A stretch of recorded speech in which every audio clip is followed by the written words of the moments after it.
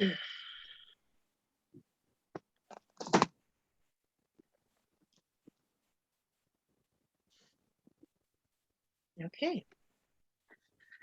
Good evening, everyone. Welcome once again to our FHC webinar. This is our 11th webinar in the Feeling the Joy series. Can you imagine? We are at number 11. Last year when we started, we thought that, you know, we were wondering if we're able to get to this number or beyond, but today we are at number 11, and we're very, very happy that we are at number 11 because we have shared so much information with you over the past couple of months. So it's our Feeling the Joy webinar series, and our topic today is winning with wealth and wellness. Winning with wealth and wellness, two very important areas. So today, our subsidiary, FHC Investments Limited, is our sponsor, and we're pleased to have you all joining us, our members, our clients of FHC Investments Limited, our team members, prospective clients, and just friends and persons who are just interested in knowing how to win with wealth and wellness. I'm Juven Montague Anderson. I'm the Assistant General Manager of Marketing, Communications, and Member Experience here at FHC Credit Union.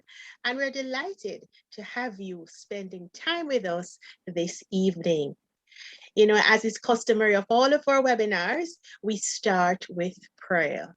At this time, let me invite Ms. Kimon Brown, who is the Senior Supervisor for Operations at FHC Investments Limited, to bring prayer for us. Kimon. Good afternoon, everyone. Please close your eyes. Heavenly Father, as we come before you today, Lord, to offer you up this webinar, Lord. Father God, we just want to thank you, Lord, for just helping us to put this together, Lord, so we can reach as many persons as we can. Because, Lord, you are of a winning spirit, oh God, and you are about winners. Father God, we just want to thank you for everything that you have done for us, given unto us, oh God. And I pray that you may bless our speaker, Lord. Thank you, Lord, for the wisdom, Lord, that you have implored on them, oh God. And Father God, as we go through today, Lord, we just ask you for your continuous guidance, wisdom, knowledge, Lord, and understanding, Lord. I pray that you may protect us, Lord, through these times, Lord, that we remember, Lord God, that you are the ultimate person, Lord, at hand. Father God, we just want to thank you. We just want to glorify your name, and we just want to magnify you in everything that we do. And we just want to give you the praise, oh God. And we just want to say thank you, and thank you. In Jesus' mighty name we pray. Amen. Amen. Thank you, Kimon. Thank you so much. Welcome. So this afternoon, we have two presenters lined up for you. We have Daniel Ashley Jacobs from FHC Investments Limited, and we also have Dr. Sarah Lawrence Lewis, who is an obstetrician and gynecologist. But before we get into the presentations, of course, you know, you have to hear from our peeps here at FHC. You have to hear from our family. And let me tell you, our CEO will be bringing greetings. We are also going to be hearing from the GM, the General Manager of FHC Investments Limited. At this time, let me ask our CEO, Miss Roxanne Linton. She has never missed a webinar to bring greetings. Miss Linton, over to you.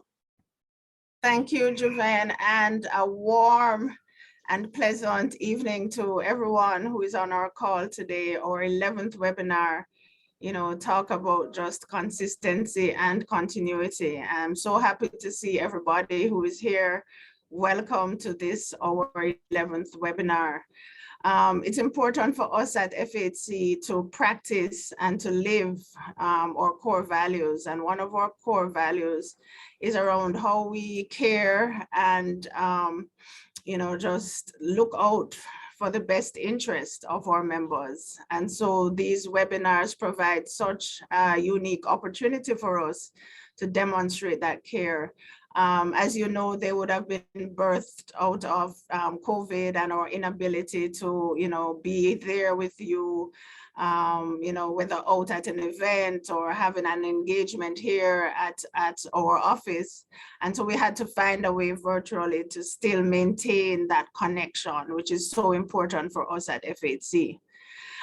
So, we look for opportunities like these where we can partner and collaborate to really, engage you on subjects that relate to your well-being and your holistic well-being, not just financial well-being, but looking on the entire person.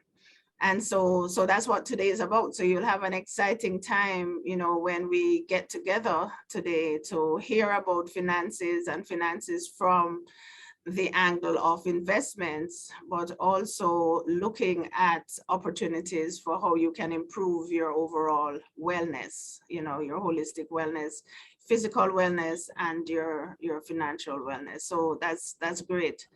So this collaboration where we have brought in Dr. Sarah Lawrence is a great move and really geared towards supporting you, to reach and attain all the goals that you have for yourself. For us at FHC too, it's important we have our philosophy around member at the center. Such a key philosophy here, and we're always looking for opportunities to be able to demonstrate that to you, to demonstrate that when we are having our deliberations around, or whether it's products or services, ways to engage, or how we connect with you, you're at the center of what we do. And so it's with that we really are happy that our subsidiary FHCIL, headed by Mrs. Mullings, is the primary host for this event. It demonstrates to you just the full service that is provided by FHC. You have your credit union with our standard offerings to support you, but you also have the extension of our subsidiary that is able to help you with more complex, more involved investment conversations and decisions. And of course, to support you as you plan for retirement. So very engaging evening ahead of us. And I really am happy to see everyone. Really want to welcome you, our members, but also my colleagues, my FAC colleagues who are on the call, and members from the board and volunteers who are also joining us. So welcome, team, and do have a great evening, and do enjoy the session that we have. It is really and indeed a delight for us to be able to host you this evening. Take care and keep safe.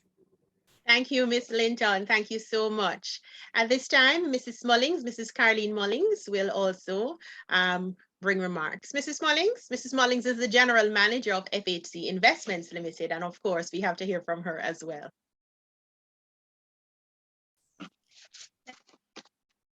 Thank you. Good evening, members, clients, soon to be members and clients. As our CEO indicated earlier, it is truly a pleasure to host you this evening as we discuss your wealth and wellness and how you can win in these areas. It's natural for us to all desire to be successful in all aspects of our lives, whether it's career, business, marriage, or family lives. And in that quest to be successful, it becomes a societal norm for us to work long hours to manifest those dreams or those desires that we have. And most of the time, we become so exhausted and tired physically and mentally, sometimes financially too. And this, of course, in turn will affect our ability to achieve those goals.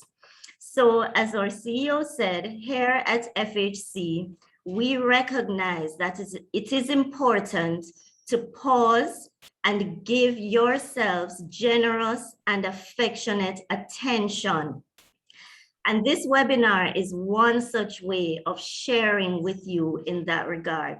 So not only are we looking forward to sharing time with you, but as well as the knowledge and the information that we possess that we believe will help to achieve those dreams and desires. But most importantly, to reinforce that FHC is your place, our place, where you can feel comfortable knowing that you have the right team and the right solutions. And those solutions, as we indicated before, range from whatever stage you are in life. We are confident that we are able to support you on that journey. So whether you're just starting out and you need a savings or deposit account, whether you're ready to accumulate some assets and you need the support of a loan, or you're now at that stage where you're looking to build and preserve your wealth, then of course we also have the right investment solutions for you. So who better to do it with than that partner who has supported you throughout? So once again, thank you for joining us today. We are happy to be sharing with you, and we hope.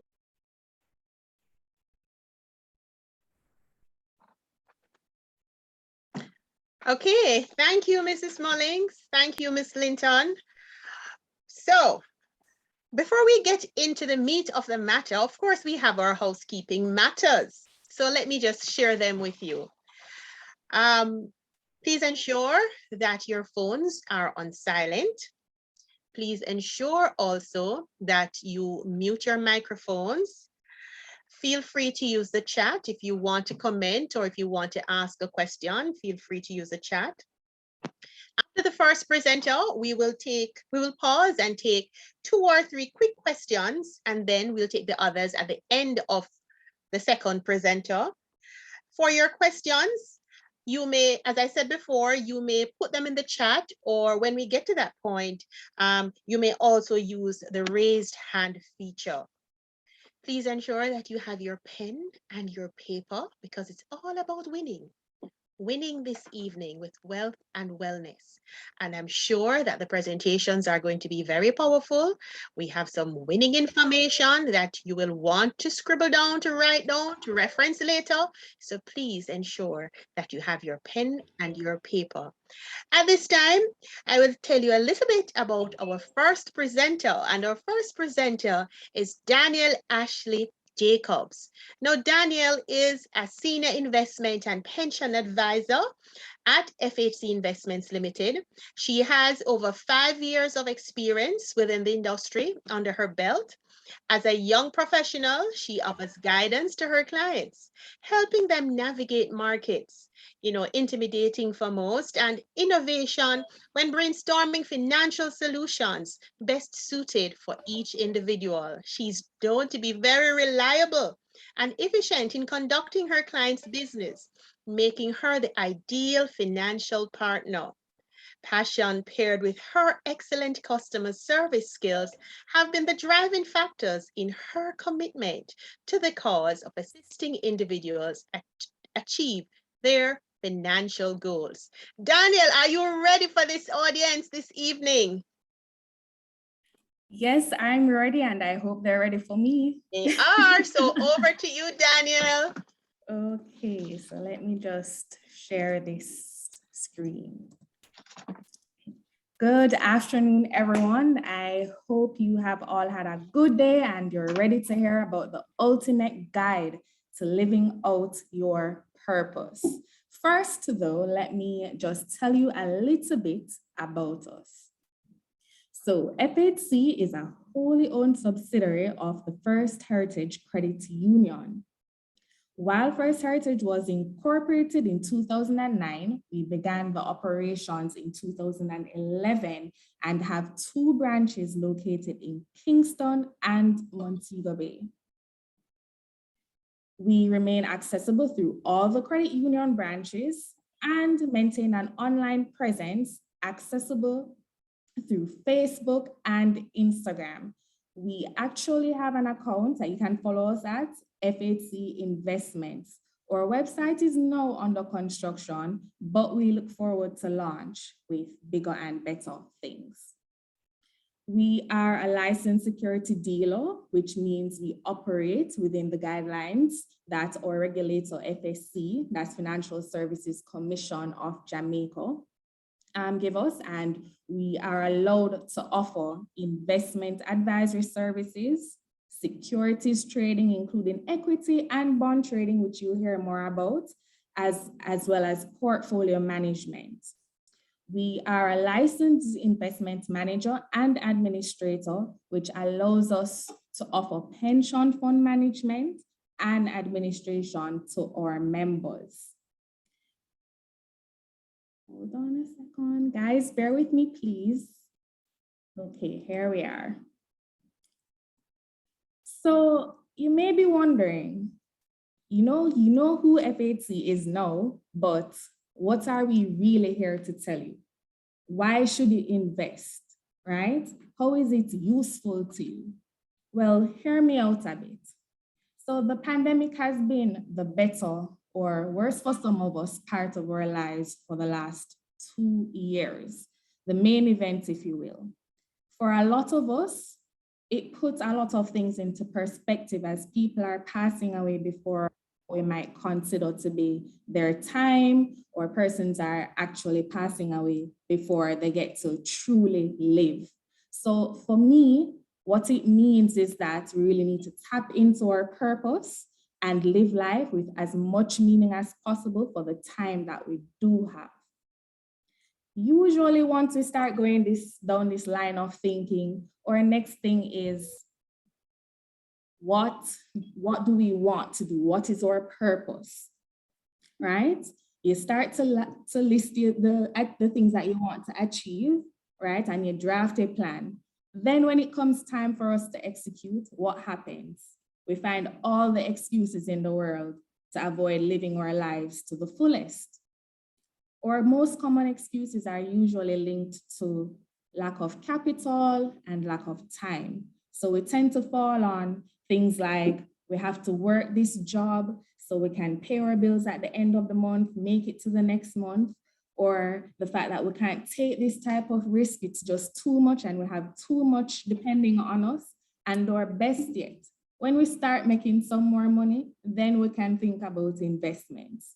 But what that means is that we kind of tell ourselves that we don't deserve to live our fullest lives unless we have zero responsibilities or we have truckloads of money. I'm hoping that this discussion can really change your minds, as many of us waste our time actually working for money instead of having our money work for us, right? So I want to bring to you options that I believe will change your life, support your dreams, and inspire you to chase your purpose. So bear with me on this journey to overall fulfillment and happiness. I have a little activity for you. So I want you to take just 30 seconds, right? To write down all the things that you absolutely love to do, right? List the things that you probably do with ease, or just look back at your personal history, or ask the person next to you what they think your purpose could possibly be, right? Once you do that, the next thing I want you to do is to make a list of all the financial blocks that you think of. Once you start thinking, boy, I think my purpose is to the public speaking, right? So to encourage every boy and girl in this world, but at the same time, I have to go to work, and I don't have time to do this. I'm also, I don't know, just think of all the things that you think of once it comes on to actually doing something that you love. Give you 20 seconds to do that.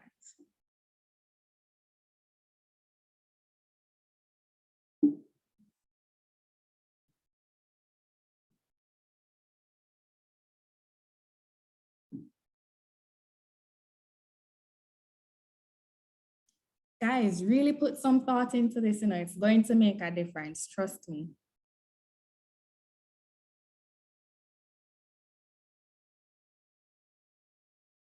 All right, so we're moving on. So some of us, or financial blocks might include low income, so you don't make enough money, or as you get a little money and you put it aside, something comes up, like the phone drop or the car need fixing, something happens and you just have to pick up that money and use it, right? Or you're not so good at the budgeting and you can't really bother to take the time. You want to live your life fully, so you don't want to cut back on anything, right? You have too much debt maybe, or maybe for a lot of us, I know what it is. We are inconsistent and we are indisciplined. So we like to, as we see something that we like, we just want to buy it because we have to have it, right? Or for some of us, it might be a case where we're actually not seeing progress. So we took some time, or we tried this thing with this to put aside funds, and when we look back at it months later, we're not seeing anything. So it can be disheartening, right? Well, what I want you to do now is to troubleshoot ways to get over some of them, right? Because the only way to change your situation is really to change your behavior. And I really want you to pay attention to this section of it, because this is where a lot of us fall short. We don't want to make these changes. So for some of us, it's no income, or we don't have enough money to do what we think it is that we need to do, right? What that means is that you have to wake up that little hustler inside you and you have to seek additional income. I know of a story where a young man had to borrow 1,000 Jamaican dollars. He had to buy a phone case. He sold that phone case for 1,500. He went again and bought another phone case, and he kept it going until now he's offering phone chargers, earphones, everything, and he's making a profit. So guys, you really have to dig deep and find that within you. For those of us who we don't really like the budgeting thing and it's very difficult for us, what we have to do is visualize it, right? So we have to create our spreadsheets, we have to create our vision board, and we have to lay out our plans, or financial plans included. So first you think of, you lay out that purpose, right? You lay out how it is that you're going to get there, and then you lay out the capital that is needed to get there. And then now you start to think of the ways or the things that you need to do in order to get that capital, so you can think. That's how you really make that plan, and then you start to see your progress, and then you'll feel good about it, right? For your budgeting, what you want to do is actually note your income versus your expenses. So you need to have it written down. Sometimes when we write down these things, that's when we're able to see the gaps in everything. So we see our income, and it's one big thing, and we think of all the things, but we're not thinking about what is left over and how we can really apply that in the most effective way possible, right? So we need to write that down. The other thing too, we have to limit frivolous spending. You remember that thing about being indisciplined and inconsistent? Walk away from that thing that you saw that you just had to have, because really and truly, your life was good without it yesterday. It will be fine today. So just hold off until tomorrow for me, right? The other thing too is that we have to be realistic, right? The changes have to be made. So what you have to do is save, save, save. It is very important that you do that. And with that, what that will do also is help you with the emergency spending. So if it is that you have to replace something quickly, you have to fix something, grab on the money to help mommy, whatever it is, I'm telling you that what you can do is actually pull on those savings instead of looking to that income that you get this month. You actually had something built up from before. So it really does make a difference. What you also want to do is manage your debt. So a lot of us, we have these loans. What you can look at doing is actually go and renegotiate these interest rates that we have, consolidate loans. I know if you come to us at FHC, we can look at a fulsome plan to see how it is that we can help you to be able to make lower payments, right? And to help you to get rid of that debt. So you just have to work it out. The other thing too, so a lot of us look at bills. So we have the light bill, water bill, every other bill that we need to pay. But the most important bill, a lot of us don't realize this, is yourself. You have to pay yourself. Without any of these things, without you, none of these things matter. So all the light you're talking about, all the water, who will use it if you are not there? You have to pay yourself. You too are important. Right? So I mentioned the indiscipline and the inconsistency. What can actually help us is that we use separate accounts to save and invest. So what can happen is you get your salary in one account, you need to transfer some of that to a different account that is not easily accessible to you. So don't take a debit card for that account. Leave it and let it stay there, right? It also takes 21 days to develop a habit. So what you can do for yourself, I don't know if you guys know about the $50 challenge. Use it. That can help you to get into the habit of putting money aside. So you see something, you have this, I don't know, this ring pop, for argument's sake, that costs $50 because things are so expensive, right? So it costs $50. Instead of you taking that $50 just to satisfy the sweet craving that you might have right now, you take it and you put it in your wallet and you forget about it. Those things over a period of time will help you to get into the habit of saving and things. Right? So we have discussed some of the tools and methods that you can use to overcome these hurdles. Of course, I didn't touch on every single one of them, right? But you can come in to discuss same with us and we'll definitely develop a plan for you. So what you need to do now is to actually ensure that we can maintain the life that we live, because our purpose actually lives as long as we do. It doesn't just stop, right? So you want to ensure that you're putting all the things in place that will allow you the freedom to enjoy your life. Some of these things will include some financial solutions. So some of the options include stock trading. What this really is that so companies can raise funds by offering a piece of their company to the market, right? This allows us as investors to own shares. When you hear people talk about shares, equities, or stocks in a company, that's what it is. So with stocks, our profits come from trading activities. So we're buying at a particular price. The idea is that the price will move over a period of time and you're selling that for more than you originally purchased it for. That is known as capital appreciation.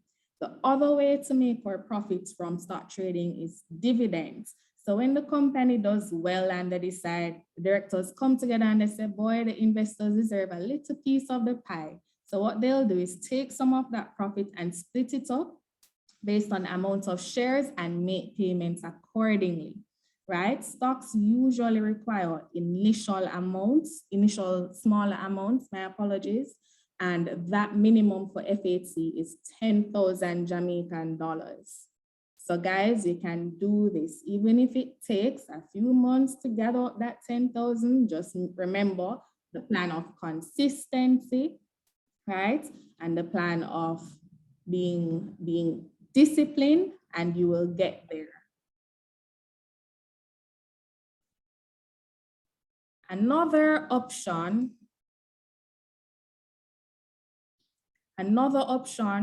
that is available to you is bond trading.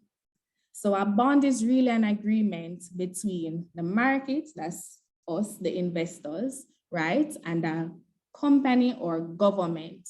So what really happens is that the government or the company comes to us as the individuals and the investors, and they tell us that they need $1 billion to fund various exercises so that they can make more money. When they borrow that money from us, they usually agree to pay you at a particular interest rate, right? And they agree to pay you back within a particular period. So what happens is that once you purchase the bond, then you can look forward to interest payments, whether quarterly or semi-annually. It depends on the terms and agreements of each instrument. The minimum for that is 10,000 US. So yes, it takes a bit more capital, but some of us are there at that phase, or we can take that step. So I encourage you to check it out and determine if that's the right solution for you. Speaking of the solution, usually it's chosen based on your needs. So whether it be income to manage your expenses, or you need to accumulate wealth for your portfolio, you can speak to an advisor and they will guide you through the process.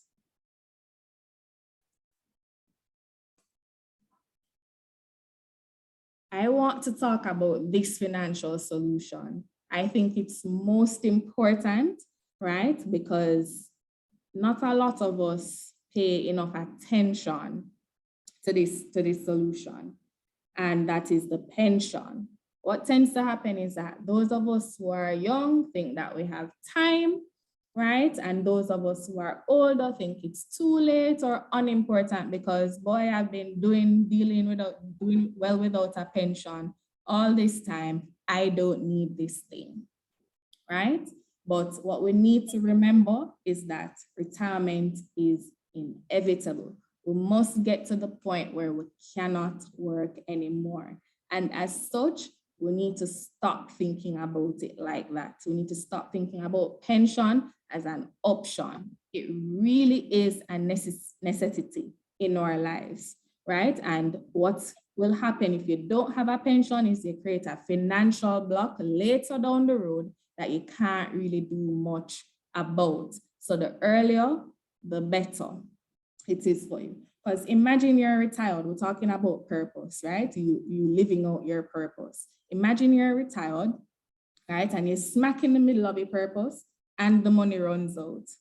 What then, right? You can really avoid this by preparing well, because it's at that point that we kind of feel like, yes, we can live our best lives and we can really do what it is that we want to do. Specific to FHC, we offer the Pension Gold, which is an individual retirement scheme, right? It offers capital appreciation, it's diversified, and the payments are made at retirement. What happens with the retirement portfolio is that there are three main parts. Your contributions, right? Then you invest in several assets and then you earn the interest on those assets.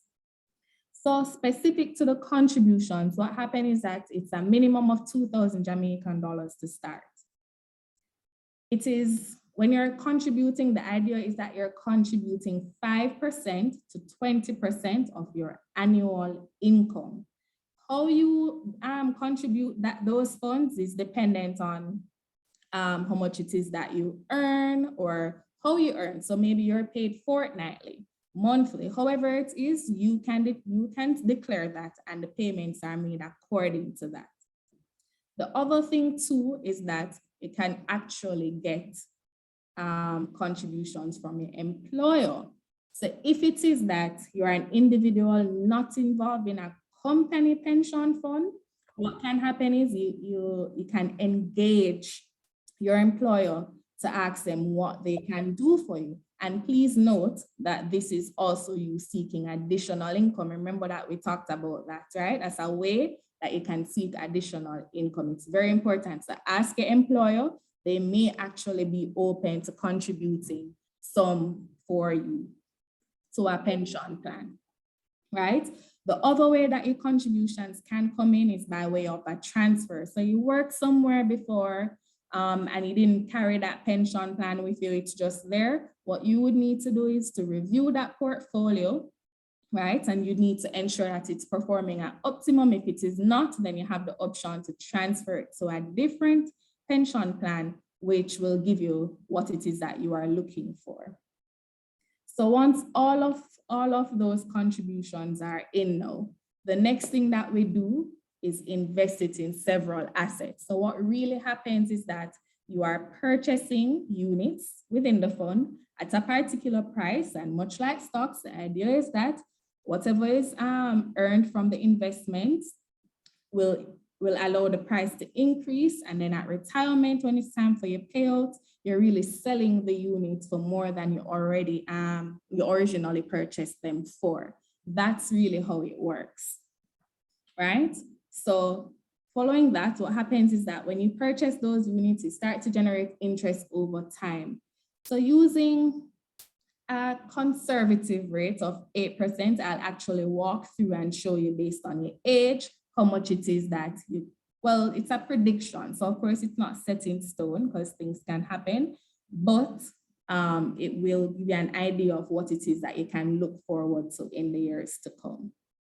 And it's important to note at this point too, that if it is that you're not in a pension plan, you're not contributing to your retirement, you are actually losing out. I don't know if anybody know about compound interest and how it works, but if you understand it, you earn it. If you don't, you end up paying it, because what happens is that because you haven't contributed to the plan to earn this interest, you're really losing it.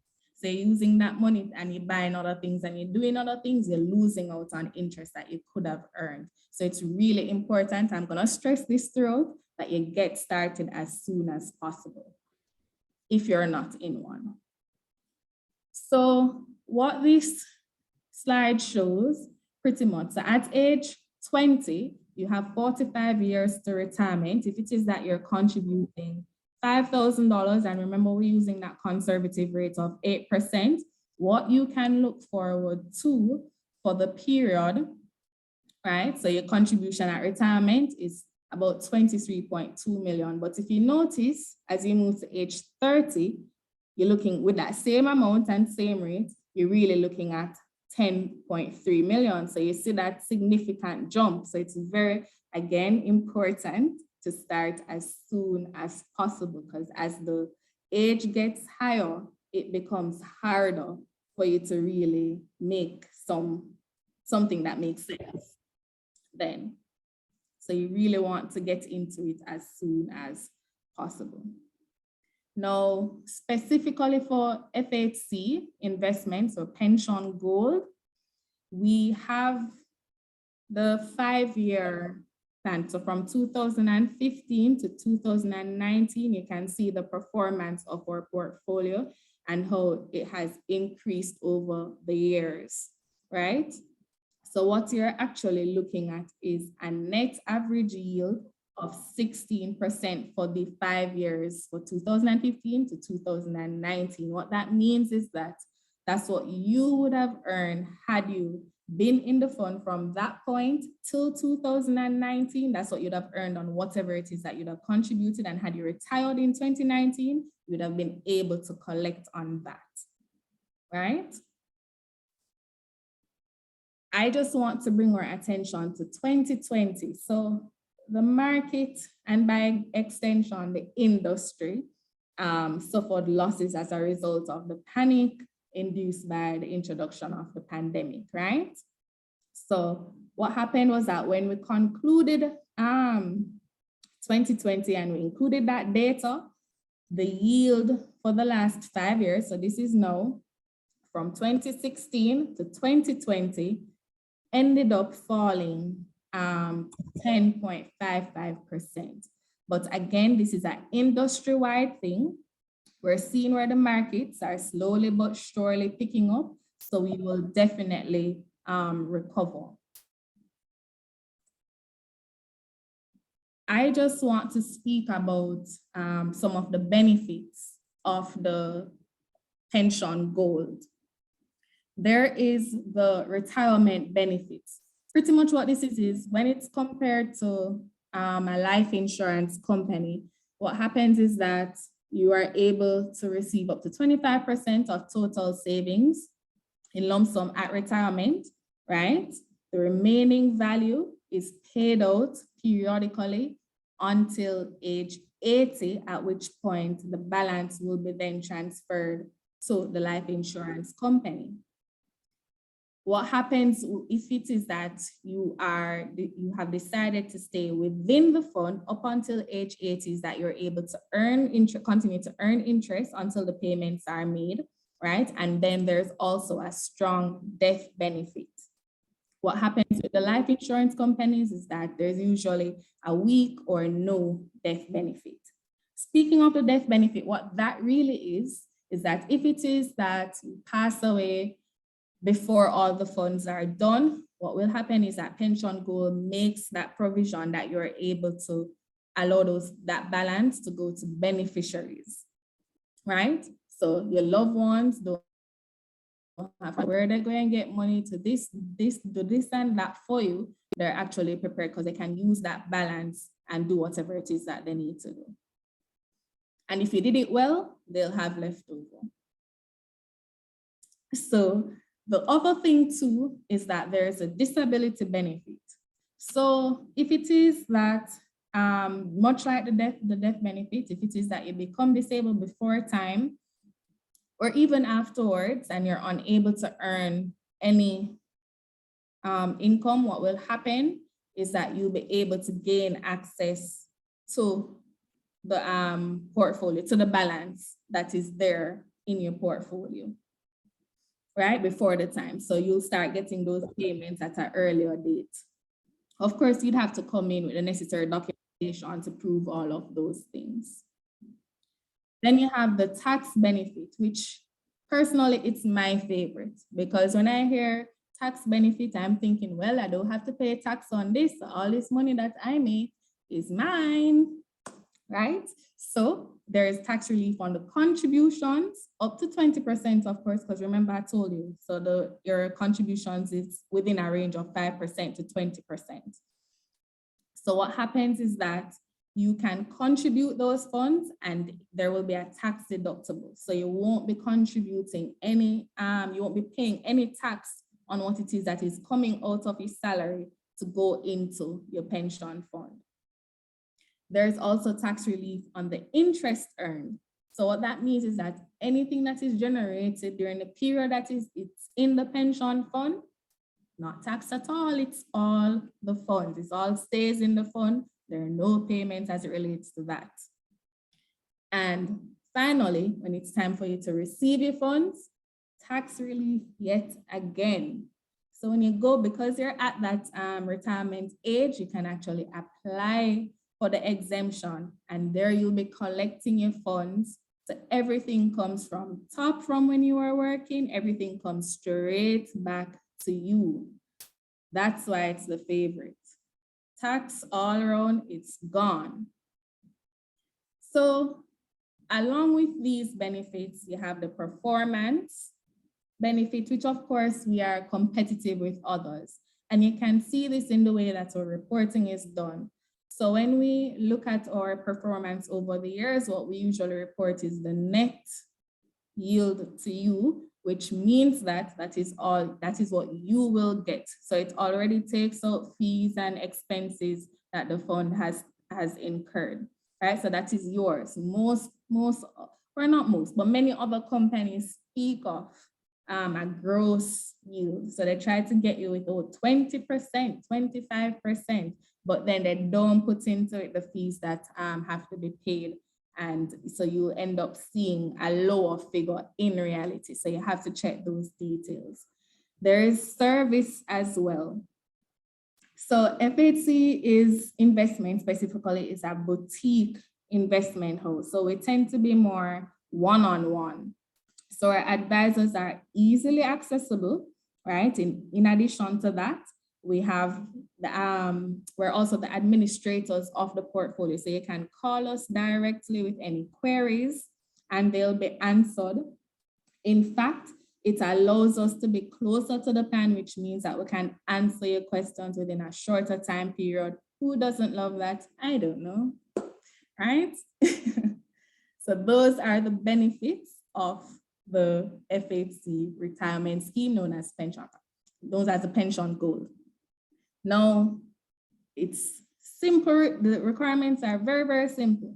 You just have to be eligible, which means that you have to be Jamaican, right? Have to be between the ages of 18 to 58. You have to be a self-employed person, or you have to be employed in a non-pensionable post, so like a contract position or something like that, where you're not actually contributing to your company's pension plan is what that really means. You're not an active member of another plan. Specifically, I want you to focus on active, because you may be a part of another pension plan, but you're not actively contributing. You're not giving any funds on a monthly basis or however often it's, right? So you want to, if it is that you're already in one, but you want to start a new one, that can be facilitated. And also, you have to have that initial deposit of 2,000 Jamaican dollars.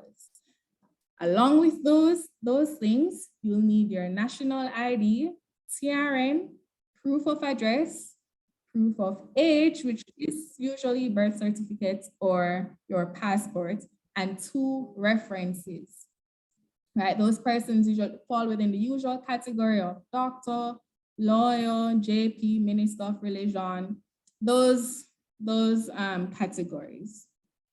Once you've come up with those things, then guess what? We've made it. So you have the tools that we discussed, right? You have the solutions, the financial solutions. Now you can actually rest assured, right, that the right combination of these tools and these solutions, you can live your best life. It's, remember, it's after we've prepared that we tend to feel our best, right? And that we feel like we can live our purpose, because all of those things, the bills and everything, they're sorted out because FHC has us, right? To start your journey to your purpose, you can contact me at 876-405-4719, or my email address is there, danielashley.jacobs@fhccu.com.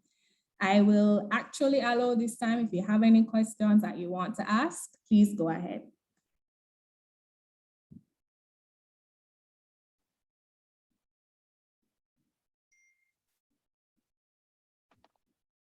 Okay, so you can place your questions in the chat, or if you want, you can raise your hand. There's an icon at the bottom right of your screen. It is a reactions icon where you can actually click on the raised hand feature and you'll be identified. So we have Durangela Lodowisha. I'm seeing that person. I'm going to ask you to turn on your microphone and ask your question. Hi, good night. Thank you for acknowledging me. I joined a little bit after 6 o'clock. Is there any measures in place for persons to start this pension without coming in, Ms. Jacobs?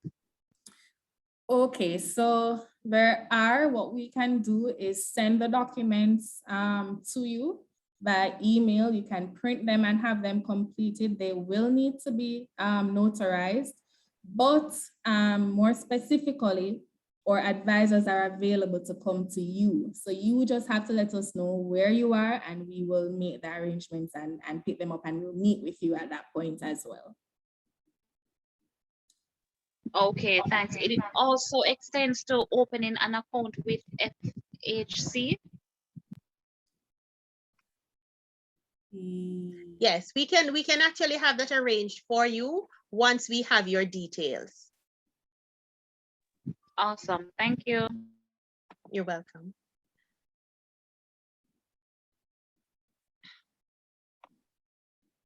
Are there any other questions at this time? Or if you want, we can take your questions at the end of the presentations, at the end of the webinar when we have our general Q&A session. All right, not seeing any other, or it can be done through a branch. Thank you, Mrs. Mullings. Not seeing any other questions or raised hands. Danielle, I'm going to ask you to, I think you have an announcement to make. You want to do that now? Share the good news. Yes. So for all who are on, we have an offer for you. So the first 5 individuals who open their accounts with FHC using the code FHC 2021 will secure a prize. So what happens is that these individuals, we're going to award them by matching 50% of the initial contributions, but there are some conditions. So it has to be a new member. That's one. The second thing is that the minimum contribution has to be 5,000 Jamaican dollars, right? And of course, it's up to an amount of 20,000 Jamaican dollars. So that means if you come to us with 40,000 Jamaican dollars to start your account, we will match it. We'll match 50% of that, making it 20,000. So I hope to see you coming into the branches or reaching out to us. Remember though, you have to use the code FHC 2021. And just to add to that, Daniel, remember it's a pension gold account at FHC Investments Limited, not the credit union. This is the FHC Investments Limited. All right, Yes. so continue to make notes, continue to write your questions down. We will come back a little bit later and take your questions at the end of the presentation. Thank you so much, Daniel. This was such a comprehensive presentation. I actually made my notes and I like the slide that said, smash your blocks. Your purpose depends on it. And then I sort of chuckled when you said, wake up that little hustler inside of you, because we all know that we are a creative set of people and we can do so many things. Thank you so much, Daniel. All right. Daniel, can you stop sharing your screen for us now, please? All right. So we're going to move on to our second presenter of the evening, and let me share a little bit about her with you. So Dr. Sarah Grace Lawrence Lewis is her name, and I know she is no stranger to many of us. She's a consultant obstetrician and gynecologist who is passionate about women's health and general wellness. Sarah is known on the social scene as well, as she had the honor a couple of years ago of representing her country, Jamaica, as Miss Jamaica World in 2006. And Sarah actually went on to be a Miss World public vote winner for that year. One of her most proud moments would be winning for her country the Miss World Caribbean Continental Queen of Beauty and placing fourth, ladies and gentlemen, at the Miss World competition in 2006. Since then, Sarah has been a part of numerous outreach projects, advertising campaigns, and she has also represented national brands such as Lime and the international powerhouse brands such as L'Oreal Paris. She's now a wife, she's a mother, she's a professional, most recently an entrepreneur. She's a mentor. She refers to herself as an article Jamaican girl. Very article, I can tell you that. Sarah is dedicated to personifying the Miss World slogan that intrigued her many, many years ago, beauty with a purpose. Sarah, welcome to the FHC family. I'm sure Thanks you're for going to have having fun. me. And over to you now. All right. Good evening, ladies and gentlemen, FHC family. All right, so today I was tasked with I would say, an opportunity or a blessing to speak with you guys about wellness. Now, I don't have a PowerPoint presentation. I love conversations, and I am one of the downfalls of this whole pandemic is that I'm not getting to see your faces now and get to feed off of your reactions and your vibe, but I'm gonna come and bring my message to you, but I am very keen on answering all your questions at the end. So if you have a question while I'm speaking, don't hesitate to put it in the chat immediately as it comes to you. And at the end, we'll field all the questions. So, okay, I am supposed to speak about wellness. And I love that term wellness. And I think I was just really excited when the ministry changed their name from the Ministry of Health to the Ministry of Health and Wellness. Because what is wellness? It is a state of being in good health. But the second part of that definition is especially as an active pursued goal. So the first thing I want to say about wellness is that it is an active process. It is not passive at all. So today I'm going to speak briefly and I'm going to put it in big digestible chunks for you. Wellness, mind, body, and soul. Now I'm a doctor, so I'm going to start with the body, but all three have to work together in synergy, because if your body is in good shape, well, with wellness wise, but your mind isn't in order, it can throw things off. If your mind and your soul in order, but your body not in order, it can throw things off. So I need us all to prioritize and put a premium on wellness, mind, body, and soul. So, okay, when we talk about wellness as it pertains to our bodies, I'm going to take it even a step further, to a step that many people don't think about. I'm going to charge everyone here to know their history. It's important to know your history because now you know your risk factors and you know what things to pay special attention to. Because genetics plays a very big role in a lot of the things that we're facing. Is there a significant history of hypertension in my family? Diabetes? Maybe I can make some dietary changes from now to try and mitigate those things in the future or avoid the risk of it happening in my own life. Is there a significant risk of any cancers? For the men, prostate cancer, colon cancer, women, breast cancer. You need to have a discussion. And I don't think it's something that, I don't even know if it's a Jamaican thing or what, but we shy away from talking about illness and bad things, but we need to demystify it, talk about it. What happened to grandma again? What did happen to auntie such and such? So we know what it is that we're genetically predisposed to. So we can do everything we can right now to set up ourselves against that trajectory. So first thing is your history. Second of all, I want you to know yourself. This is before you even reach in the doctor's office, you know. And when I say know yourself, I mean know yourself intimately. What is my baseline? That's such a random question. Baseline of what?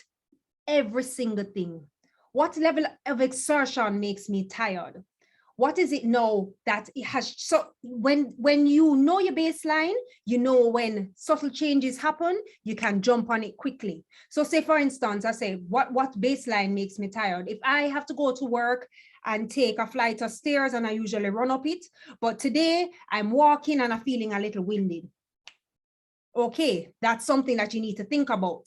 You don't wait until you're huffing and puffing and can't even do your regular day-to-day things, because when you know your baseline, any deviation from that norm is a red flag to you. Know your patterns. Do I get a headache when I'm stressed? Do I eat poorly when I'm stressed out? So therefore, you know, okay, a lot is going on at work. And I will go home and open that snack cupboard and devour everything one time. I'm going to go home and get some rest. I'm going to tell whoever is around me, just give me a little break, give me 5, because you have the tendency to get a headache and things like that when you are stressed. Importantly, what are my sleeping habits? And that's important because it has first of all ramifications on your future, but it also has an indication on what's going on in your life right now. We're not robots, but God provided us with the mechanism to replenish and refresh ourselves. And really and truly, though we take sleep lightly, it is absolutely needed for us to work optimally. So some of us, myself included, I had insomnia for many, many years. I could fall asleep, but I would wake up and can't go back to sleep. And then now with the phone and the TV and this and the electronics around you, you end up doing all sorts of things, and 2:00 you look out the window and the sky is starting to turn light, and it's 2:00 you're at work, and then now by 10 o'clock you are mashed up because you haven't gotten the sleep and what you needed to replenish for your work day. What are your eating habits? Look at your family. Are you guys big boned or have a tendency to have bigger people in your family with diabetes and hypertension? Is it now that you're 20, you're not really considering it, or 30 or 40, and you're just eating what you want? And then when you're 50 and 60, you're going to start making changes when it possibly is too late. Know things like your bowel habits, little things like that can show telltale signs of cancer very early. You know, colon cancer, subtle things like, okay, I used to go every day, but I'm not going every day anymore. It could be something small, like your diet has changed, or you're not exercising as much, or you're not drinking as much water, but it could be something more sinister. So essentially, I just need you to know what your baseline is. So when there's a deviation, you can jump on it quickly. For women, you need to know when your last period was. How was the flow? How on the heaviest day, how many sanitary napkins you used? All the little nitty-gritty things that I don't think we were taught at any time to do. You know, it's kind of like, okay, your period come and it's something we have to deal with, and we just deal with it and move on. But the little changes in flow, frequency, consistency, all those things can have implications on what's going on in the body, whether you have fibroids or PCOS or any other hormonal imbalance can manifest with a menstrual abnormality. You have to be very aware of yourself. And when you are women again, when you're ovulating, there's so many things that's going on in your body and you don't even have a clue what's going on. But we have all sorts of fancy devices now that we can track our periods and know when we're ovulating. What happens when I'm ovulating? Am I moody? Do I need to put some provisions in check so I don't end up snapping at people and making bad decisions and getting yourself in bad situations at that time? Getting really into the nitty-gritties. What's my discharges like? Is there any pain or discomfort when I'm having sex? Any little thing that, you know, the things that you don't really want to talk about. I want you to say, okay, this is me, Sarah, this is my baseline. And I want you guys to come and in the days to come, start thinking out and mathing out what your baseline is.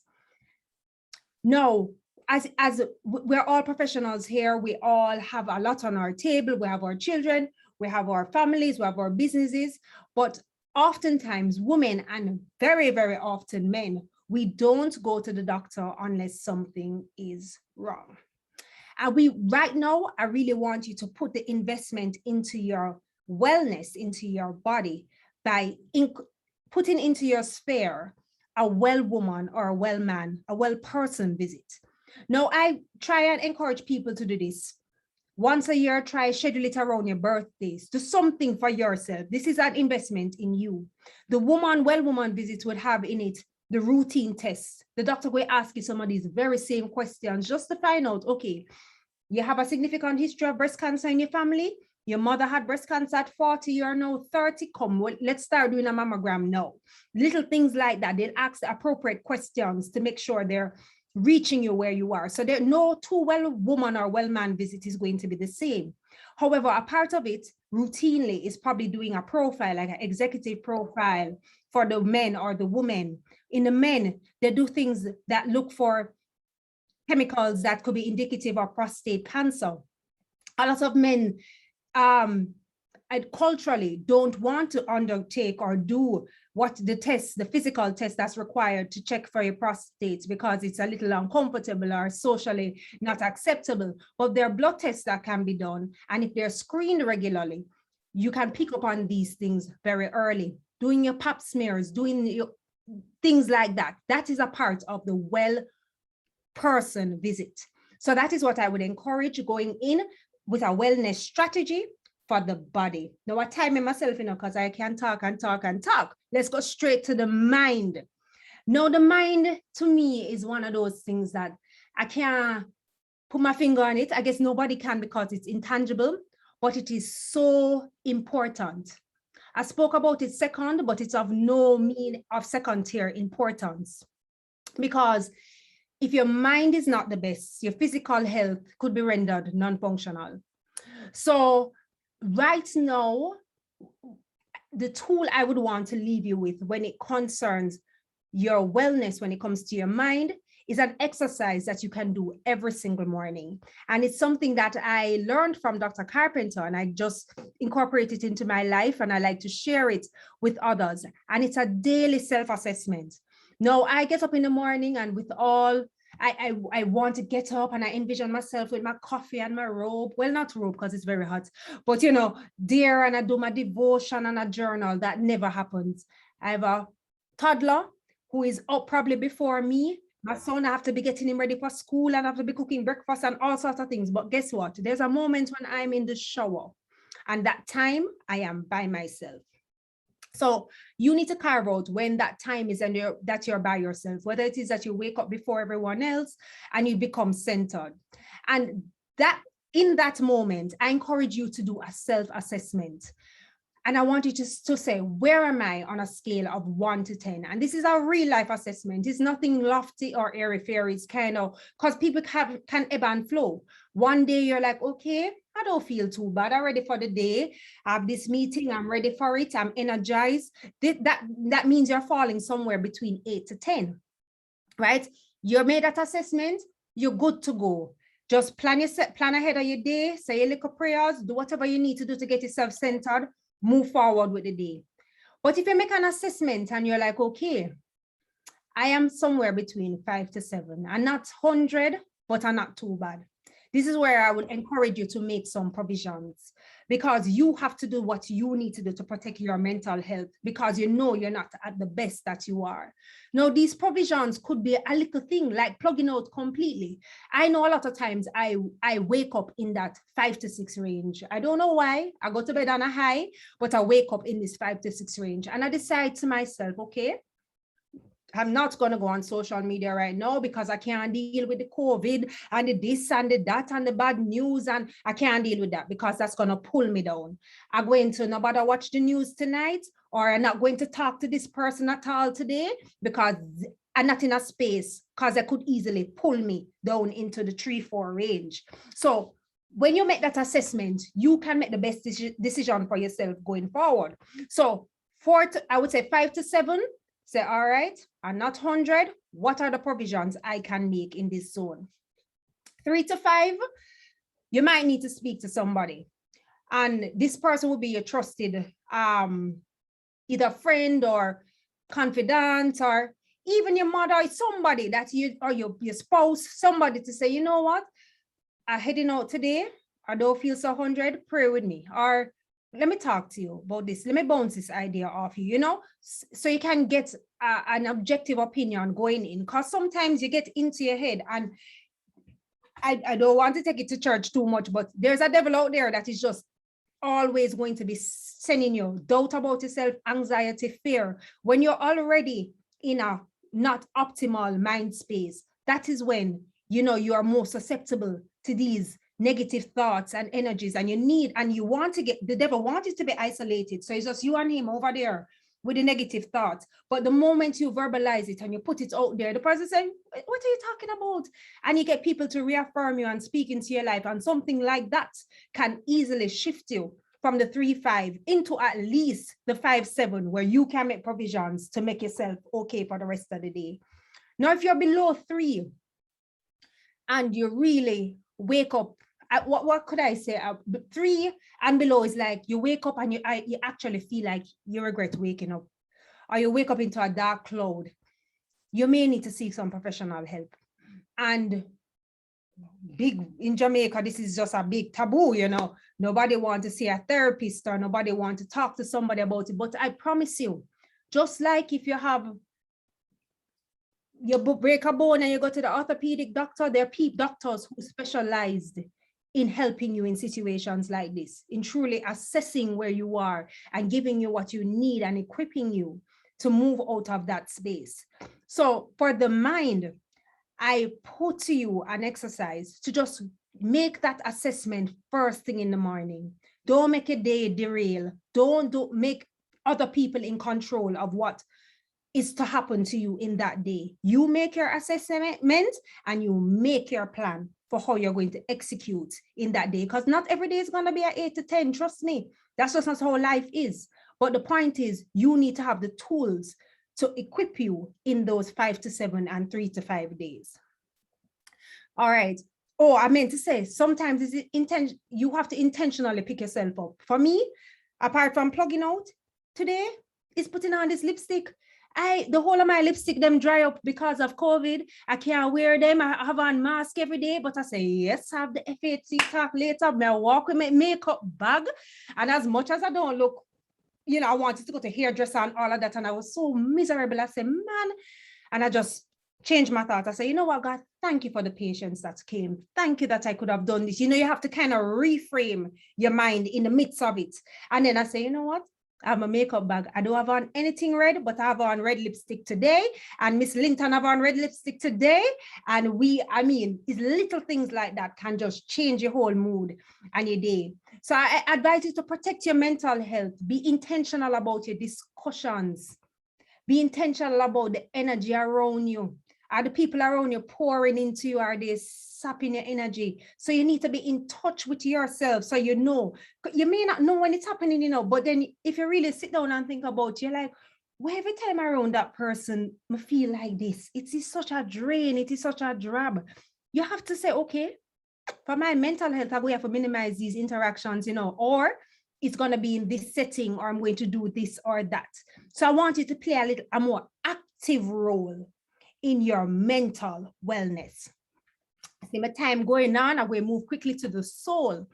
And I will say, you know, this is probably the most lofty of the three because the body is physical. Some of us got gym and this, and you can go doctor. The mind, you can self-assess and so forth. But relationship with a supreme being is what tailors to the soul. And whatever that or whoever that supreme being is what should be grounding you and helping you. And it is not something that you can ignore because we weren't made to ignore it. So I'm a Christian and I love everybody. So for me, believing in a higher being makes life more manageable. If I did not have my belief in a higher being, I would have given up a long time ago. This wouldn't really make much sense. Knowing that my higher being, my Lord, is in control, and even the bad things he can use for his glory gives me strength to press through each obstacle. So relying on something bigger than me makes me know that when I face the impossible, I can do anything. So that's my encouragement to you is, what is this higher being? Who is this higher being? Who is this higher being to you? Do you not know this higher being? You know, what is that parts that you're depending on, that you're trusting on, that you're offloading your burdens on? What is this purpose that you're put here for? Because you have to believe you're here for a purpose. It wouldn't make no sense. We'd just be running up and down like bandits doing whatever we wanted to do. We have to, and this is something that's innate. Because sometimes you're in a space and you're like, I don't feel good. I don't feel fulfilled. I don't feel like I'm doing what I'm supposed to. You need to tap into that. Something was placed in you for a reason. And knowing your purpose and seeking it earnestly is what's going to drive you to reach your full potential. So when it speaks to the soul, you talk about your relationship with a supreme being, but it's also your relationship with others. And this is where mind and soul kind of overlap. Because spirituality is reciprocal. You know, in Jamaica, we say, boy, my spirit take that person there. Yeah, man, that's vibe. I love that energy. Me and them just mesh. It's a real thing. You and everybody's spirit not going to take. You and some people's spirit really going to take. But you have to reach in a space where you appreciate everybody for who they are. And because if you're working, unless you're in isolation or locked up in an attic by yourself, you're going to have to interact with people. But you can choose and be intentional about who you spend your time with, who you pour out in, who is pouring into you. These are the people that are key and help you walk in purpose. They ignite your spirit. They also protect your mental health, right? When you are aligned with your spirit and your mind, automatically you want to take care of your temple, which is the body. So they all just work in tandem and synergy. So we have to really put in the work, because nobody taught us that. Doctor is for when you're sick. You don't go doctor when nothing wrong with you. What, mad? Where you go psychiatrist for? Girl, you must toughen up. No, don't do that. What, which God? What, all these things are bouncing around. Even sometimes when I read social media, my head feel like it will explode. If that is happening to you and you're uncomfortable, pull yourself away, because all of that is a distraction. So my charge for you today is every man and woman, ensure you do your well-person visit. Start the steps towards your physical wellness today, tonight.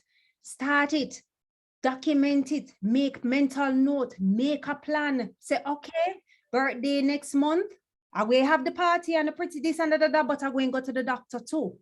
Visit your gynecologist women, visit your GP men, and do it the same time every year. Treat yourself and invest in your health. Don't let the devil trick you that ignorance is bliss. Keep up with your pap smears, mammograms, etc. For your mental health, if you do find, because I find people who are good, they're good. But if you find that you're not so good, it's nothing to be ashamed of. You know, as Jamaicans and culturally, we don't really know how to process and deal with mental health issues. And it is now your mental health becomes a measure of your strength. And that's erroneous. So check yourself every day. How am I feeling today? Rate it and do whatever you need to do to compensate for that deficit. Finally, for your soul, believe that you are placed here for a purpose and live it out completely. Don't let anybody tell you otherwise. Me, I can do anything, you know. All when me dead, and me never do some of the things me could have do it if me did have a little more time, right? That is me. And I'm not saying I'm on cloud 9 every day. Some days I'm just like, why did I own this place? Why did I just keep at the government work, get me this and my benefits? But sometimes you have to take a leap of faith. And you have institutions such as this, you know, willing to walk with you for the process. To offer a talk like this, I don't think it's by accident that anybody is here. I truly believe that God chose me to help people because people have helped me. If everybody could just leave here today with a mandate, with a mission to be well, mind, body, and soul, I would be so happy. Thank you so much for having me. And I'm here for all the questions. Thank you so much, Sarah. Thank you so much. Could you just talk a little about knowing your numbers? Just address that. Numbers? Yes, knowing your numbers. Oh, as in with the mental score? No, not the mental score, but for the body. The high blood pressure, the blood sugar, okay, those sort of all numbers. right. Just And reinforce that with persons. Okay, so there, honestly, when it comes to chronic lifestyle diseases like hypertension, I can give you numbers that will make sense to you because many people can purchase a cuff that can give you a reading. Anything that is consistently over 140/90 needs to be assessed. I do encourage people taking a blood pressure at home because there is an entity that's called white coat hypertension that every single time the person goes to the doctor, they end up with elevated blood pressures. So there is some benefit in that.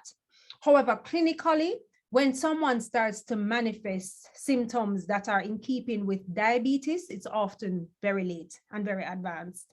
So there's there's a glucometer that you will stick and check your blood, but that's too invasive for somebody to just be doing routinely.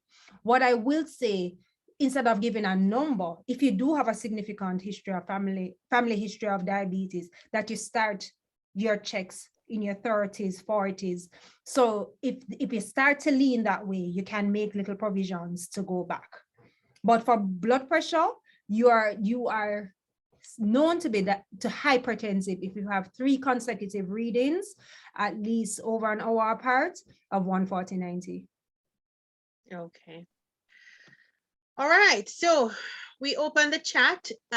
You can put your questions there or you can raise your hand. And we have the doc in the house. She can answer all of your questions. Mind, body, and soul.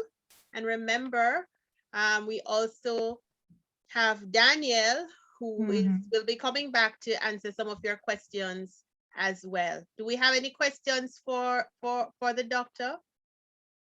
FHC family or members, prospective members, remember now, you know, normally when we have to go to the doctor, we have to pay. We have the doctor here. So please things. Yes. make use of this opportunity. Anything you want to talk to her about, maybe not specifically for you, but maybe just general questions, or you're asking for someone else. We have Doc Sarah here.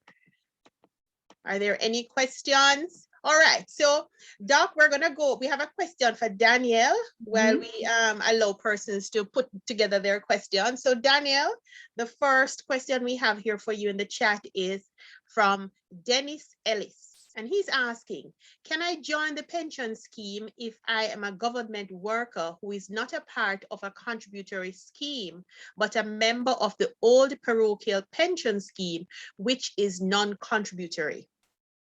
I got that? Can you go again, Jovan? Okay.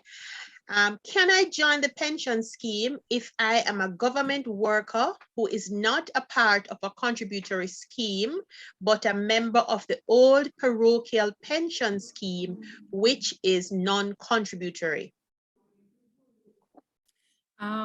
So at first sound, that's a yes. You can join the pension scheme. So I would invite you to have a further conversation with us.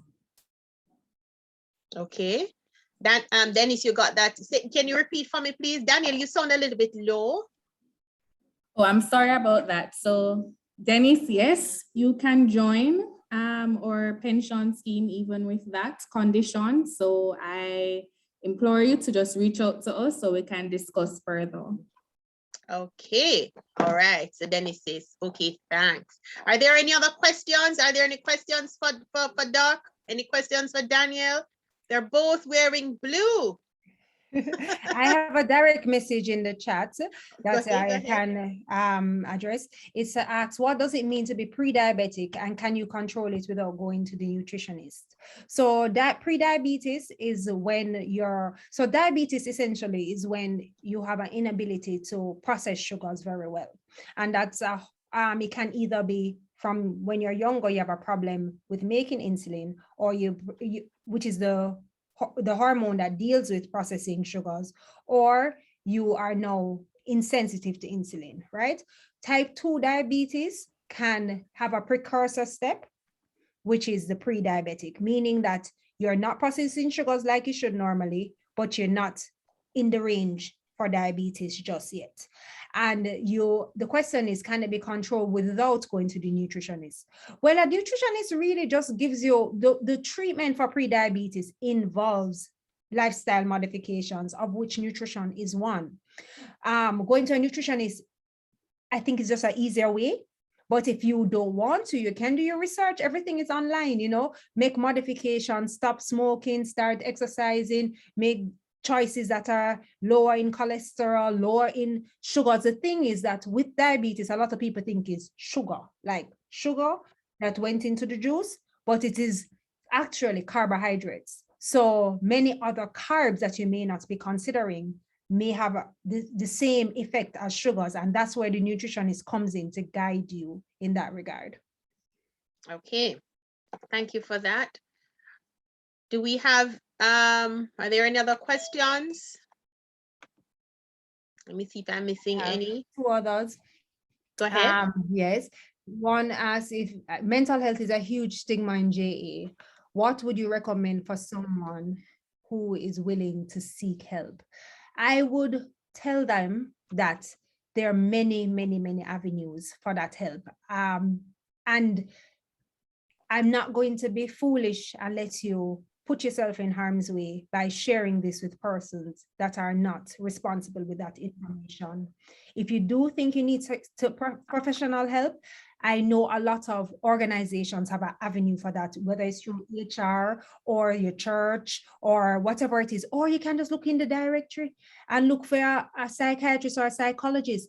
I would promote Family Life Ministries. I've worked with them. I know they're very, very good. So if you need something right now, what I say, call them tomorrow and just have a talk with somebody. So if you need a practical thing, call them tomorrow. Somebody will be there for you.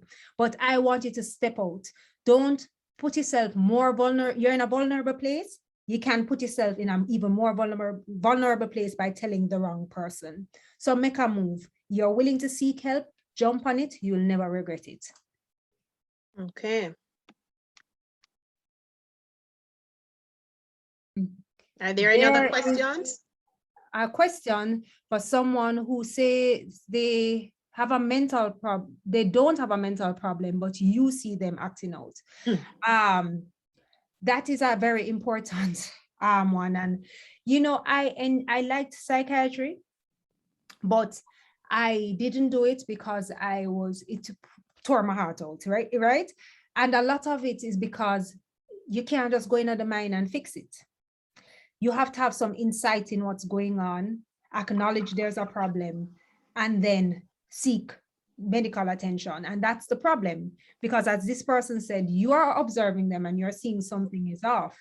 However, the person themselves has no insight into it. No, I can encourage you to go and speak to a professional, because this is not an unfamiliar topic. This is not a problem that's exclusive to you. Most persons, unless you are very, very insightful or very aware, or you reach to the point where everything is ruined around you, lost your job, everything, and you say, okay, something might be wrong at this point. I would encourage you, before it gets to that stage, that you speak to someone and they will guide you based on whatever acting out means, guide you how you can increase the insight in that person. But don't leave it by the wayside, because what is going to happen is that you're going to see that person derail in front of you, and they'll probably not recognize until it's too late. Somebody said the blood pressure fluctuates from 112/75 to as high as 140/90. Should I be concerned? So it depends now. That's a very wide spectrum. That actually is a range from low blood pressure, below normal, to high blood pressure. And it's not extremely high, but it depends where on the spectrum you remain. If you remain more over the 140/97 side, I would ask you to probably seek some medical attention and check it out. But in the meantime, just start to document morning, night. This is what it is in the morning, this is what it is in the evening, so you can have some objective analysis of what's going on and a record of what's going on. I have 2 questions here.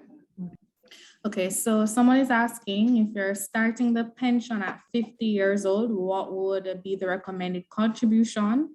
The person has also stated that they're on a plan at their office, but they need another option. So the laws actually, or the regulations actually state that you can only contribute to one plan at a time. So if it is that you are actively contributing to this plan at your office, then you would not be able to contribute. However, what we can do is recommend a portfolio, so adding things to your portfolio. So this is where the stocks and the bonds come in. So if you feel like you need another option that will help you at retirement, then we can definitely look at that and give you the options. The other question is, if we are presently with FHC to start the pension plan, do we need to send in the documents again? So the answer to that is we can secure some of the documents from the credit union, right? But if it is that we would need updated proof of address and we would need references and things, so it's best to just give us as much of the documents as possible all at once, so we can have updated documents. And there's one more. What's the minimum amount to do a fixed deposit? So I would ask Juven to step in here. Okay, only $1,000. Only 1,000 Jamaican dollars to get your fixed deposit going. So we make it very easy at FHC. Remember now, FHC is my place, your place, our place. So we make it so easy for you to do business with us. Only $1,000. All right, so we have TK Oglesby. I think that's Tanya Oglesby. Her hand is raised. Tanya, can you unmute and ask your question, please? Tanya Oglesby? Okay, great. Thank you so much. Good evening, everyone. My question is for the lovely doctor. I was advised that I had trouble with migraine. I have done several tests, scans, and I'm still having the headaches, changed my glasses and all of those things. I was also told that it's stress related. So I do spend a lot of time trying to de-stress. Do you have any other recommendations that I could take on? Because I've checked my diet, I've looked at sodium intake, I have drank more water, and I just don't know where else to turn. Do you have any more suggestions to And offer? these are lifestyle modifications that you're interested in, not medications. Yes, lifestyle, because they have given me medication that I have to take every day, which I don't take. But yeah, so I'm asking Okay. for So proper treatment. I don't have a one remedy for migraines. Migraines are multifactorial. Different people have different triggers. Sometimes, so I have migraines too. So I understand 100%. And for me, I'm not a caffeine drinker, but caffeine helps. And when you think about why migraines happen, it's really constrictions of the blood vessels in the brain. And caffeine is a vasodilator. So it causes more blood to flow. It causes the blood vessels to open up. For me, caffeine works. What I do also want to say, I know you'd be opposed to taking medication every day for the rest of your life. Nobody wants that. But when you are in a position where it is, sometimes the migraines last for weeks or days and days and days. If you're in that position, just depend on the medicine a little to get out of that episode of migraines, because most of the modifications are to keep them away.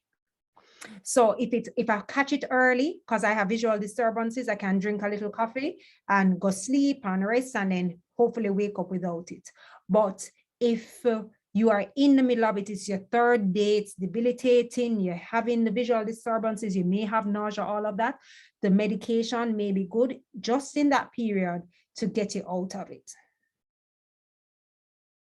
Okay, but since thank you. it's stress related, that's what I was advised. But I do have de-stressing exercises that I do at end of day, which is why I find that I perform optimally at the end of the day when it's calmer and more quiet and all of that. But what I find is that I have the more hypnic headaches, which is the ones that I wake up with. So it's difficult, which is why they gave me the medication to take all the time, because it's ones that wake me up. So I can't always tell that it's going to happen, So they were suggesting that I do yoga and all of these lovely things, but it doesn't necessarily appeal to me. And I'm hoping that the coffee would work, because it's something that I have to drink every single morning. Okay. Because I like the taste. So, I'm hoping, but I've done the lifestyle changes, I've even started. And if you don't want the high-powered medicine, you can try some excellent over-the-counter options like Excedrin migraine. Works very well. So some of the medications are very strong and I have a lot of side effects, but you can step it down, but don't have yourself torturing because of this condition. Okay, so an alternative to yoga and just general exercise. Is there anything else other than, meditation? Well, to me, sleep is top notch when it comes to migraine. I don't know if it is about me. I can't really do yoga. I don't know if I'm not centered enough. I just end up falling asleep. So anything, it's really an individual thing. So for me, when it comes to relaxation and rest, I'm not a massage girl. I'm not a yoga girl. I'm not a meditation girl. I am do my devotion and go to sleep girl. So if that works for you, I would say, and you seem to be exploring and wondering, there's so many other relaxation techniques out there. There's acupuncture, there's all sorts of other things. So if you haven't found what is the perfect fit for you, just try something else. Massage, pressure therapy, shiatsu, there's so many options. Just spend a little time and say, all right, Google relaxation techniques. What we have in Jamaica? All right, I've tried this, that, and that. I haven't tried this. Let me get on it. Okay, great. Thank you so much. No problem. I have a good bit of Juven, can we questions. take another one? Oh, Yeah. go ahead. Are there any other Lisa. questions? Mhm. All right, let's go. Let's go. Daniel, you have a question? Okay, yes, so Go I ahead. have one. Okay. So this one is, what would you recommend to someone who has started contributing the minimum amount in the pension as to how to proceed with increasing? So there are two parts to this question. So it's saying to me that you started off the plan and now you can afford to increase, which I think everybody can take note of. So you don't have to start with those big amounts, but you can increase over time as you start to earn more. What you would need to do is simply complete a contribution form. It can be sent to you via email. You need to have your employer sign same, and then you submit it to us so that they can increase those amounts, and we can make a note of it and update your account accordingly. Okay. Thank you. In terms of just one more thing to note, Jaben, in terms of the amount that you can increase it, so we would need to have you declare your earnings, because remember, you can only contribute a specific percentage of your earnings per annum. So we'll do the calculations and would advise you accordingly. Okay. All right. Doc, you have any questions? Mhm. There's questions for Let's you? try answer them quickly. All So right. one question is, I've read that long sitting may lead to piles, which is hemorrhoids. How Mhm. serious are piles? And we're all working from home, so, and sometimes it's too long, so it's a concern. So essentially what hemorrhoids are varicose veins of behind there by the back passage, right? So the veins that you will see on your legs, and so from standing too long, too much pressure, the same exact thing. If you're having constipation, difficulty passing the stool, a very hard stool, it may result in the veins expanding in that area and becoming outpouched, which would now manifest as piles. Essentially, no, I don't think there's any truth to sitting too long, because you're actually sitting on the big muscle that's there. So it's not really affecting it. If you do find that you have hemorrhoids, the number one thing I would ask you to do is to increase the fiber in your diet. If it is at the point when you ask if they're serious, they can become serious if they start to get complicated, like they bleed or they get secondarily infected, etc. So if you start to have any pain, any very severe bleeding, go to your doctor. There's medication that can get rid of it immediately, but they will come back if you don't do the dietary changes, increase the fiber, increase the fluid. So you'll have passage of soft stool so they can go away. What are some signs that someone is diabetic, and what are some concerns a woman should discuss with her doctor? So signs that somebody is diabetic, as I said, when these signs come up, it's usually very far advanced. But if you have increased thirst, if you go to the bathroom a lot more than often, if you find you're getting these repeated infections, those are little signs that so one in med school we hear polydipsia, polyphagia, micturition, right? Those are the three. That's a triad of dipsia, meaning that you're drinking much more than often, like you're just feeling thirsty all the time, keep drinking, which can be obscured in our climate, and it's very hot. And so, but if you find that you're going to the bathroom a lot more than usual, especially in the nighttime, because people don't wake up 5-6 times to go to the bathroom. That's not normal. If you get up 1 time or 2 times, maybe, but if you're going very often and if you find that you're very hungry, eating all the time and losing weight,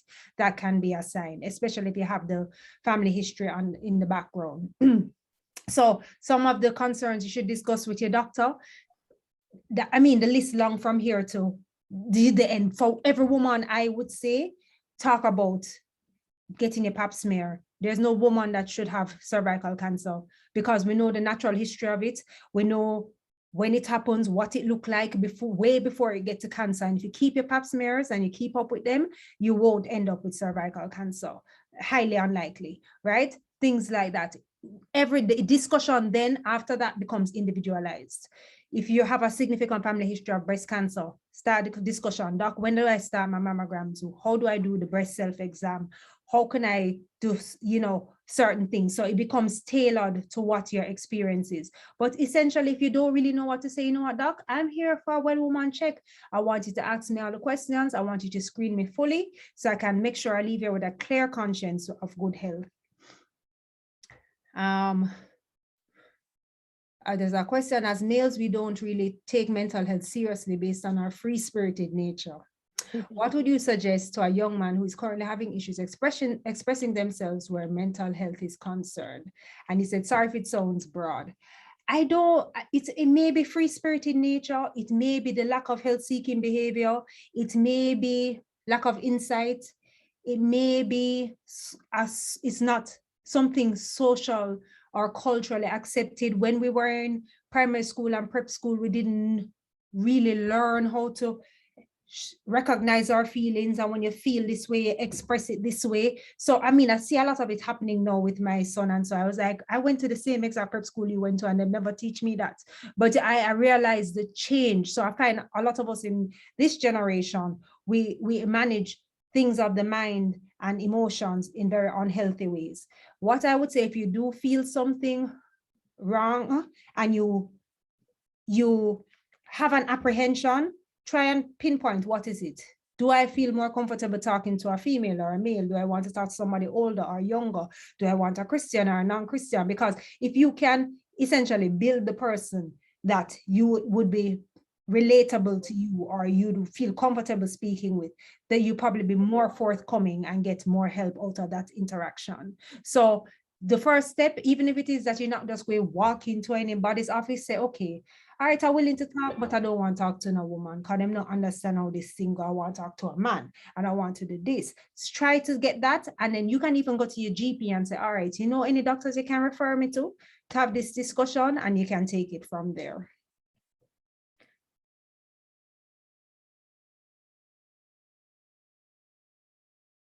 I see a question on fertility, trying to have a baby for several years. At 50, is it recommended to continue trying? So when it comes to fertility, so you're born with a finite amount of eggs. Your peak age of fertility is anywhere between, actually I would say probably even your late teens, 20s. By the time you reach 35, there's a reduction in your fertility. But it's still possible. Many of us know we go and we have our degrees and then we have our children after. So it's very possible. After 40, there's a more significant dip. After 45, it gets almost the baseline of infertility. So at 50, the average age of menopause in Jamaica is 50. It is very unlikely for you to get a natural conception without assisted fertility. Okay. Danielle, one last question from you, and then we okay. All right, so I have a question here. When I earn dividends, in your own opinion, is it best to always reinvest the funds or contribute it to increase my pension balance?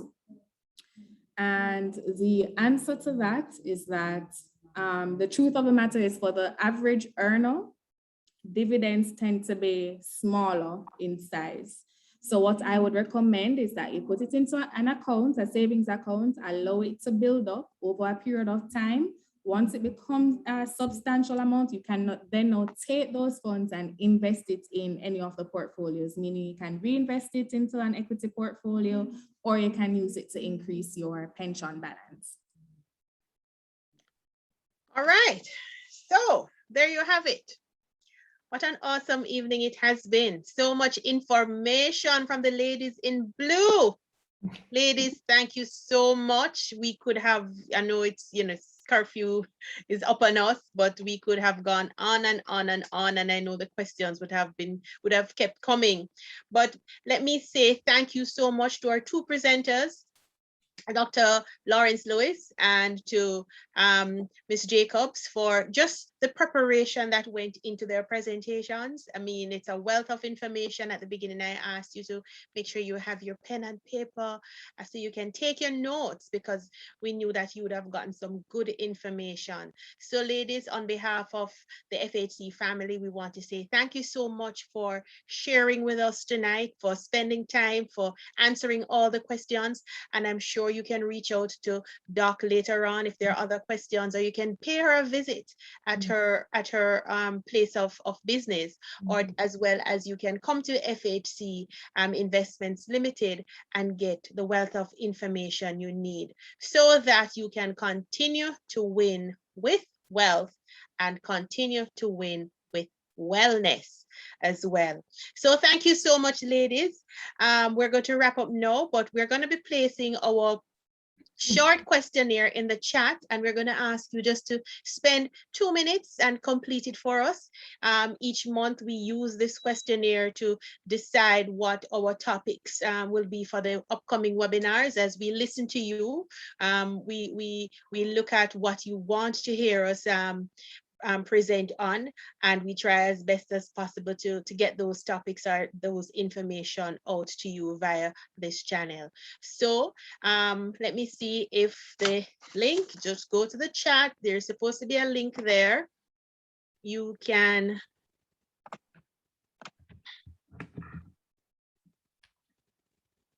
click on the link. There's a link there. It's a SurveyMonkey link. You can click on it and the questionnaire will open up. Thank you, Constance. Constance said, awesome presentation. Thank you, Constance. Thank you. Danielle, I'm going to ask you to remind our participants of the offer. Danielle. Hi, Javen. Yes. So guys who are here, remember that we have an offer to the first 5 individuals who choose to open accounts specific to the FHC retirement scheme. So what we will actually award you with is a 50% match of your initial contribution. So what that means is that if you give us $10,000, we will give you 50% of that amount. The accounts have to be new accounts, new individuals, right? And the minimum to contribute is 5,000 Jamaican dollars. So I'm looking forward to hearing from you. Oh, and remember that you have to tell us the code. The code is FHC 2021. So if you come in at any branch or you call in and we can validate that you are a part of this session, then we'll go right ahead with the offer. Okay, thank you, Danielle. All right, I'm hoping that everybody would have gone to the chat, clicked on the link, and you would have completed the short questionnaire, or you're in the process of completing the questionnaire. So thank you so much again, everyone, for joining us.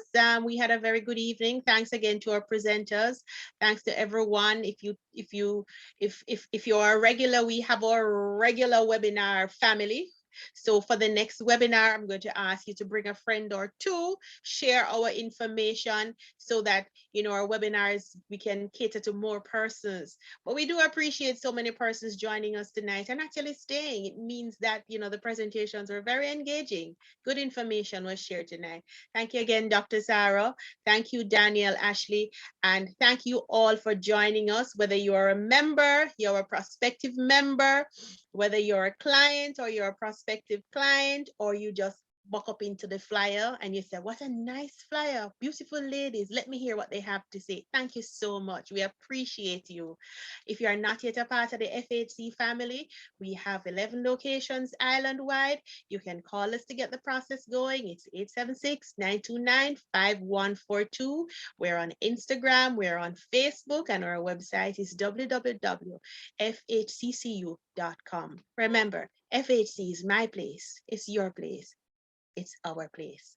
But most importantly, make it your place. Thank you. Night, everybody. Thank you. Bye-bye.